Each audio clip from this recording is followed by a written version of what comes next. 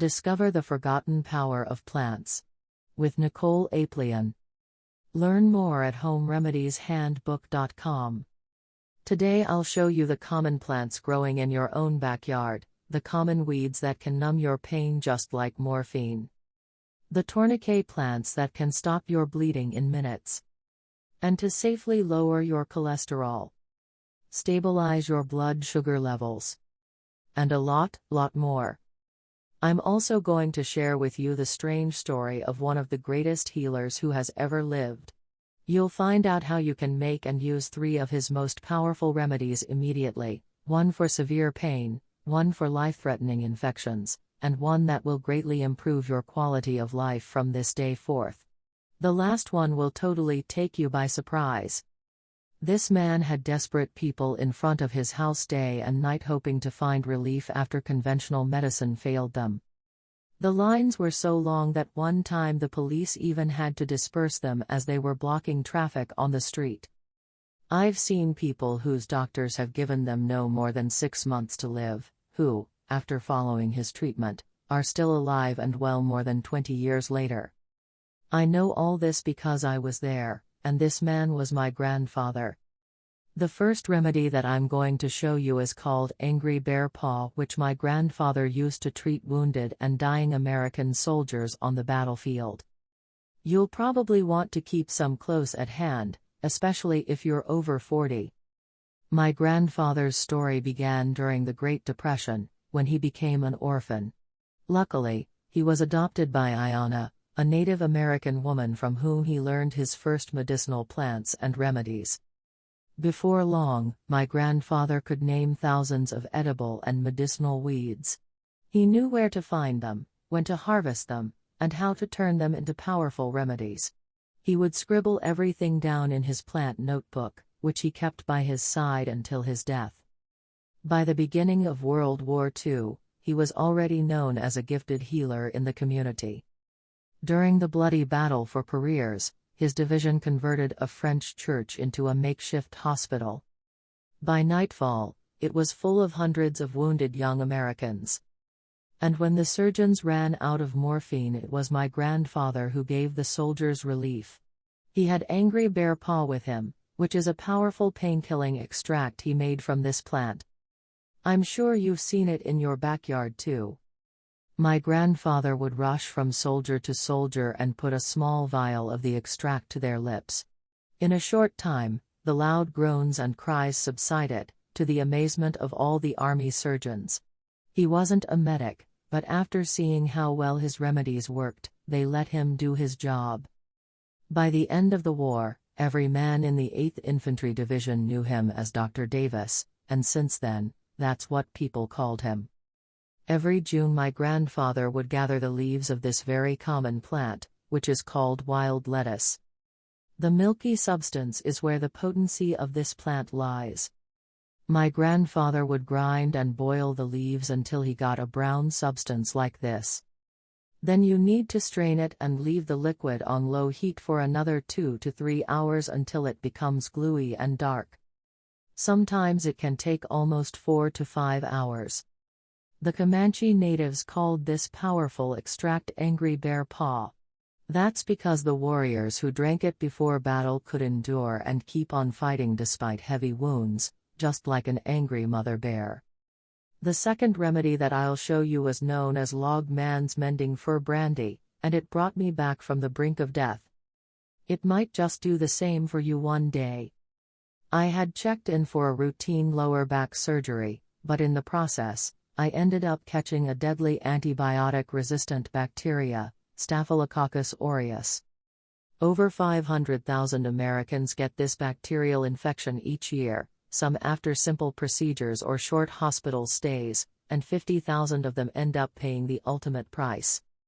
It's an unforgiving disease, and it's getting worse with each passing year as resistance to synthetic antibiotics increases. And although the doctors tried many of those, the infection wasn't backing down. If anything, my condition was getting worse, to the point of having uncontrollable muscle seizures. The problem was that until they found the right antibiotic, the bacteria could have killed me. You've probably worried about your own health from time to time, but I don't know if you've ever had a serious health problem yet. I hope you haven't.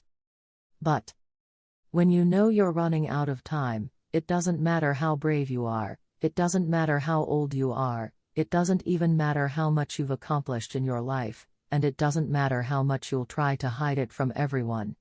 Inside, you, just like everyone else, will be afraid. All my life I said to myself that in the face of death, I will not flinch. But I did. With my family gathered around my soon-to-be deathbed, all I could see were the good years I would lose.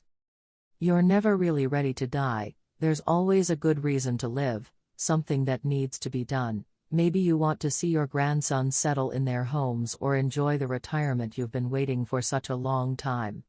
Maybe you want to pass on the valuable lessons you've learned in your life, or maybe you want to wake up in the morning and see one more beautiful sunrise. What this experience taught me is that good health has no price, and often we don't realize it until it is too late. My grandfather rushed to the hospital with his worn-out notebook, a bottle of vodka, and a bag of the plant below, which was popularly called log man's mending fur or old man's beard in some parts of America. I'm sure you've seen it too, hanging down from the dead trunks and tree branches. This plant contains usnic acid, which is probably the only substance found in nature that is known to fight gram-negative bacteria like Staphylococcus aureus better than most antibiotics. It was still a gamble, but it was worth trying. My grandfather had ground 1 ounce of the plant and placed it in a jar. You need to add 5 ounces of vodka, then leave it on low heat for 2 hours. After you let it rest for another day, you should have your own medicine jar of log man's mending fur. It was called that way because during the frontier period, whenever a log man cut himself accidentally, this is what he put on the wound to stop the infection. In my case, my grandfather poured 10 drops in a glass of water and let me drink it. After just 1 week of taking his medicine, I got better and left the hospital. Sadly, my grandfather passed away in 2001. But even in death, my grandfather taught me valuable lessons. The third remedy that I'll show you was one that I learned 3 days after he passed on, and it was called red beak powder. At his funeral, around 5,000 people from all over the country came to pay their respects. Our small town of Springfield didn't have enough hotels to accommodate them, so everybody offered a place to stay. One of them was Mary, a 72-year-old lady from Texas who told me what my grandfather did for her many years ago. She was suffering from high blood pressure, a condition that is becoming very common, especially among seniors today. The medication was keeping her blood pressure and cholesterol under control, but it didn't cure her. She had to take the drugs every day for the rest of her life. Mary told me that as the days passed, she was getting tired a lot easier without doing any more work than usual. After a few months, her drugs had an effect she never anticipated. They caused life-threatening liver damage and brought her on the edge of cirrhosis. So please read this part very carefully because if you are taking drugs regularly, you are exhausting your liver. When you feel tired without any reason, it could be the liver trying to tell you that it needs some rest. The liver was never intended to process the chemicals inside drugs. This is why most people who have been taking pills for a long time are drained of energy, which ought to be there to fight the disease. Pharmaceutical companies are not evil incarnate like some people think, but they're no charities either. Their drugs do work most of the time, yet they are designed to extract the maximum amount of money from their customers. From you. So, if they can treat the symptoms but not the root cause, then it's perfect. Because they want to keep you hooked for life. But your liver and your wallet might not appreciate it. The doctor told Mary that she needed to cut the medication altogether. So, her impossible choice was between dying from liver damage or risking a heart attack or stroke due to high blood pressure. That's when she heard about my grandfather, who prescribed her a little-known natural plaque remover that will melt away the deadly cholesterol deposits from your arteries. Less plaque, lower blood pressure, simple as that. This powerful remedy is made from the berries of the hawthorn tree. My grandfather would gather them in late October. Then you need to remove the seeds because they contain a very small amount of amygdalin, which can be dangerous in large doses. After that, you need to add water and blend the mixture. Place the mix on a tray, and let it dry at 200 F with the oven door open. Or use a dehydrator if you have one. You'll need to leave them for only 8 to 10 hours.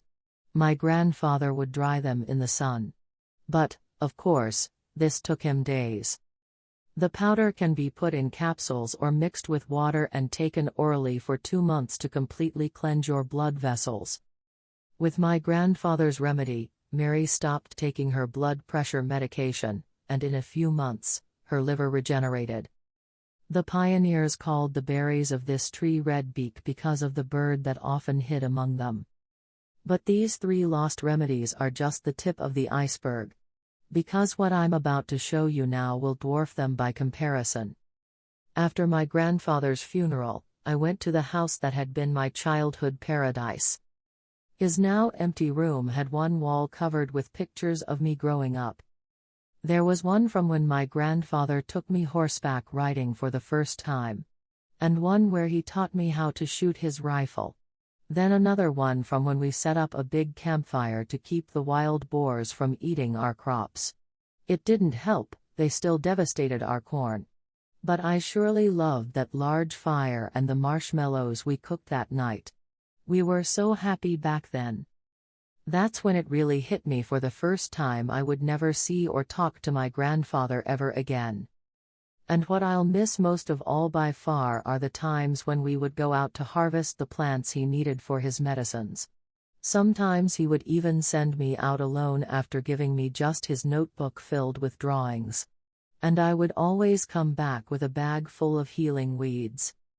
On his nightstand, I found exactly his incredibly worn-out notebook. The one he started with Ayanna during the Great Depression. The one that traveled with him during World War II and brought relief to American soldiers on the battlefield. The same notebook my grandfather brought with him when I had one foot in the grave. And the very same one that had helped thousands of other people. Some of them had conditions so severe their own doctors didn't know what to do. They all showed up on our doorstep, desperate mothers with their children, hopeless seniors plagued by chronic pain, and even bedridden people brought by their relatives. I've seen them all. With my grandfather's passing, the world lost a great healer. My grandfather would never be able to help anyone anymore, but I decided his notebook will. That's why I edited his old notebook so that anyone can take advantage of my grandfather's most powerful remedies. Instead of his drawings, I added real color pictures of the plants, so you can easily identify them. I also replaced his handwriting. At times it was difficult to make out, probably because some of the pages were written in the field and even in the midst of battle. But other than this, I left the information untouched. His manuscripts had stains of American blood from World War II on them. I printed those too, exactly as I found them. After months of work and spending a great deal of time and money, I had it published. In memory of my grandfather, I called it the Lost Book of Remedies. And here's just a glimpse of what you'll find in it. For every healing plant in my grandfather's Lost Book of Remedies, you'll find several pictures that will help you identify it. You'll also discover the little things you need to look for in order to be 100% sure you've got the right plant and not a lookalike. Learn more at HomeRemediesHandbook.com. The next part goes extremely in-depth so that people with no plant knowledge can use it to its full potential. I gathered medicinal plants for my grandpa when I was just 12. If I did it back then, I'm sure you can do it now too. With hundreds of healing plants, I knew I had to find a way for people to quickly pinpoint the one they need. So first I grouped them by type and location. If you're at home, Just open the Backyard Weeds chapter to find out what medicines you're growing around your yard without even realizing it. In addition to the clear directions for the 3 remedies I've already shown you, you'll also find out about hundreds of other powerful medicines. I'm sure you recognize this common driveway weed. Even if you're living in the city, it's kind of hard not to bump into it. What you probably don't know is that it's a powerful anti-inflammatory that helps wounds heal a lot faster. I'll show you how to make a poultice out of its leaves and use it to dress your wounds or cuts. Remedy. Or if you or one of your friends is suffering from an autoimmune disease like arthritis, you can use this as a remedy immediately. I'm pretty sure you would recognize a marshmallow. Marshmallows? But maybe you wouldn't recognize the marshmallow plant growing in your backyard. But I'll show you how my grandfather unlocked the powerful antiviral properties hidden in its roots. Roots. So, whenever you have an infection caused by a virus like flu, herpes, or hepatitis A, B, or C, this remedy will slow down the virus's ability to reproduce and allow your body to fight back. Seneca. Another weed you'll find in your backyard is known as Seneca. The name comes from the Seneca natives. They used to make a poultice from it to cure deadly snake bites during the 18th century. A Scottish doctor observed that symptoms of rattlesnake bites resembled the advanced stages of pneumonia and lung disease, so he tried it out. And it was so effective that soon the plant was exported to Europe, where it continued to save many lives. My grandfather would turn it into an expectorant that cleared the lungs of his patients and expelled any mucus. If you ever have any kind of lung problems from the flu or a nagging cough that just won't go away, don't rush out to buy a pack of Mucinex for $35. In this huge chapter, you'll find all the other medicinal weeds and backyard plants that are hidden around your property. You've got a homegrown pharmacy that you don't even know about. Most of these plants are edible and can provide you with precious nutrients if you ever run low on food. This goes for all the plants you'll find in the Lost Book of Remedies. Not only will you learn what parts of the plants are edible, but I'll also show you how to prepare them. In the second part, you'll discover how to identify the wild edibles and remedies that grow in forests. If you ever need to go out foraging, will you know which of these plants are edible, which one is a remedy for hypertension, and which ones are poisonous? The Native Americans knew all too well, and so did my grandfather. But very few people nowadays know, so don't feel bad if you don't. These kinds of skills will set you apart in any group, and will probably turn you into their guide or even savior. I'm also sure that you've seen this plant too.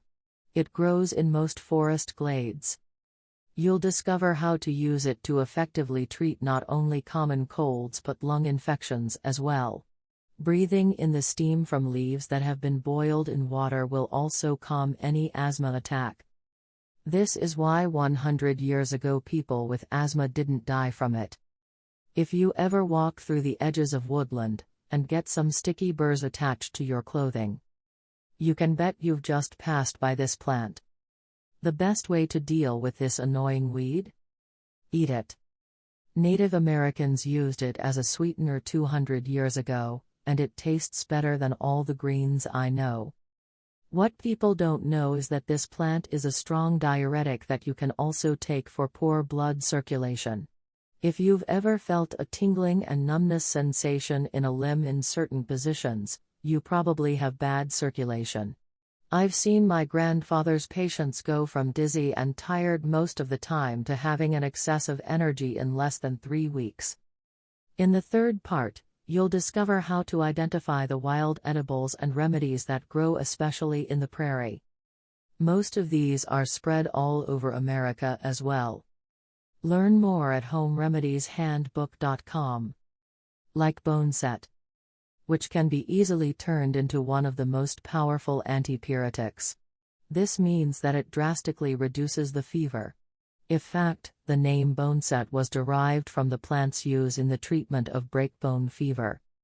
Here is another widespread weed.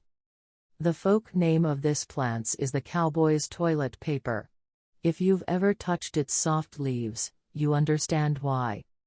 If you ever get an infected wound or cut, just apply the frontier poultice you'll find in my grandfather's notebook. I personally haven't seen a modern bandage that heals wounds faster and better than this. And I'll also show you the strange reason why putting a leaf of this plant in your shoes in the morning is as good as a cold shower and a cup of coffee.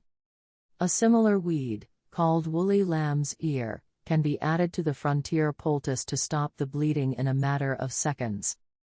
This plant is high in vitamin K, the vitamin that coagulates the blood. It is the powdered vitamin that was given to soldiers in World War II to pour over their wounds if they were shot. My grandfather used it when the bandages ran out and his brothers in arms were bleeding to death. I hope you never find yourself looking down at a wound that just won't stop bleeding, but if you do, be sure the frontier poultice is your best shot other than being in the ICU. And if you or a loved one has diabetes or problems with coagulation or wound healing, make sure you have this healing cataplasm around your home without delay. No matter where you live in America, there's a source of water nearby. And when there's water, there are cattails. If you find cattails, you'll have all the things needed for survival: water, food, shelter, and fuel. You probably already know cattails are edible, but I doubt you know how tasty they are. I'll show you how I cook them in the field and at home and how to turn them into flour. But probably the most important and least known thing about cattails is the jelly-like substance that grows between its leaves. My grandfather prescribed it for most severe skin infections. And let me tell you, it's nothing short of a miracle. I've seen abscesses the size of a plate healing in just days. This gel is also one of the best cures for nail and foot fungus. On a different note, this gel is the only part of the cattail that is widely considered to not be edible. It's not poisonous. So why isn't it edible? Well, because it has a powerful numbing effect on moist tissues. It has even been used as a Novocaine substitute. Yes, it's an anesthetic that you can use in many, many situations. When the pioneers were hit with a ravaging toothache, they would just go get their jar of cattail ooze and rub it around their gums. The pain would subside in minutes. Another part of the Lost Book of Remedies comprises all the medicinal and edible trees in North America. One of the things you'll find here is the ultimate survival tree that grows on almost every street in the US. I call it that because you can use the sap as medicine, its flowers as sleeping pills, its leaves as food, and the inner bark as cordage. You don't need much more than this to stay alive. But only a handful of people still know this lost skill.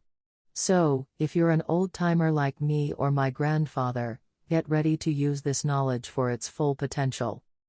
Do you recognize this tree? You might even have scraped yourself on one of its thorns as a child. The Native Americans would cook its honey-sweet pods and eat them.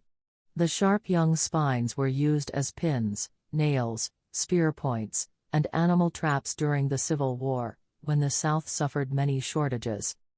According to a recent medical study at Michigan State University, the flowers of this tree strongly prevent the spread and growth of prostate, breast, colon, and lung tumors. You'll find all of these things in the Lost Book of Remedies. Learn more at homeremedieshandbook.com. Really, there's too much to say here. There are hundreds of plants you'll find in my grandfather's book, and you'll learn how to turn them into powerful cures. Medicines in the past all originated from plants, until companies started making synthetic versions. This forgotten wisdom should be brought back. Today is your chance to play a role in doing that by putting the Lost Book of Remedies where it belongs, on your bookshelf or in your medicine cabinet. Finally, in the last chapter of the Lost Book of Remedies, you'll find the once common treatments our grandparents used whenever they were ill. These are the cures of my childhood and, if you've been here a while, maybe yours as well. I'm talking about the common folk remedies they used to bring down fever, cure a sore throat, banish the flu, and many, many more. They used only common household items that you probably have in your cupboard right this second. Like the spice you add to your meals that can stop bleeding in just a matter of seconds. You'll also discover the one substance you probably overlooked and should add to your medicinal kit or stockpile. This detoxifying agent kills parasites and viruses in the digestive tract. Or the common household stain buster that can clear away most fungus and bacterial skin infections. But you can also use it to disinfect huge quantities of water, even a well. It's much better than bleach, which leaves an odor for weeks. As I've told you before, this is just a small glimpse of what you'll find in the Lost Book of Remedies. My grandfather's lifetime work is captured inside, but it's not just that. It's your grandparents' work too.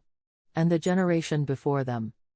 Over hundreds of years, they conducted the longest, largest, and most honest clinical trial ever. It's one that pharmaceutical companies' self-funded clinical trials rarely match. With big money on the line, they need these trials to validate their drugs. That's why many pills on the market today have a minimal effect or no effect at all. If you get the Lost Book of Remedies today, you'll also be able to take advantage of 2 exclusive gifts that will be off the table soon. The first report you'll get is the 80 square feet medicinal garden in your backyard. Learn more at homeremedieshandbook.com. Wouldn't it be nice to walk out into your backyard and find the medicine you need growing right there? If you think about it, 72 square feet is a very small piece of land. It's only 12 feet by 6 feet, 3 meters by 2.2 meters. So no matter how small your backyard is, you can grow your own natural remedies there. Medicinal Garden. I'll show you how to make a raised garden bed just like mine with the most effective medicinal plants you need, as well as how to plant and harvest them. You'll have the ingredients for my grandfather's remedies within reach, so your medicinal garden will stand toe-to-toe with any conventional pharmacy. The second report you'll get is called Everyday Disaster Medicine Guidebook. In a cataclysmic crisis, you can bet help is not coming from anyone but yourself. In this bonus, you'll find the 20 most common infections and diseases you could catch during a crisis, and you'll learn how to diagnose and how to treat them. Everyday Disaster Medicine Guidebook. In a crisis, they'll account for more than 95% of medical fatalities. And all that is just scratching the surface of what this bonus has in store for you. Read all about it in the book. Go through it at your own pace, and discover all the miraculous plants and remedies found within. Learn more now at homeremedieshandbook.com.